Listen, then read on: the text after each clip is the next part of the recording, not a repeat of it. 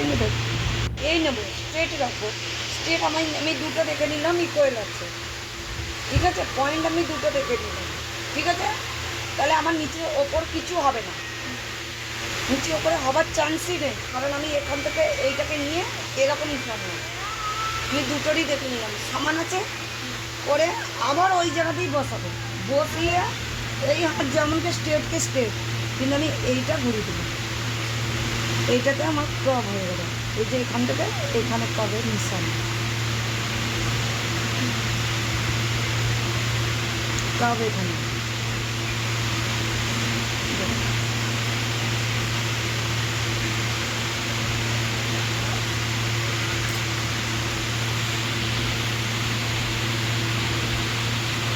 ঠিক আছে।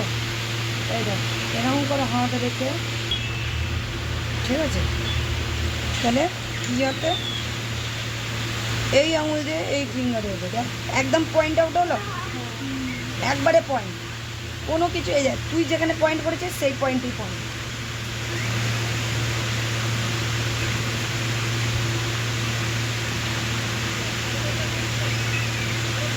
এই যে পয়েন্ট, কোনো মিস্টেকই হবে না, ঠিক আছে। তারপরে সেই জন্য আমি আগে কি বলেছিলাম যে আগে এইসবগুলো ছেড়ে দিবি, ওয়ান ফিঙ্গার গুলো করে সব এক্সট্রাগুলো তুলে নে, তখন দেখবি একটা বুঝতে পারবি, এক্সট্রাগুলো সাফ করে দিলে পরে হ্যাঁ তখনই একটা শেপ বুঝতে পারবি, ও আগে তো কোনোদিন করেছে হবে না, তো সেইটা বুঝতে পারবি, এটা হলো মেয়ে, ঠিক আছে।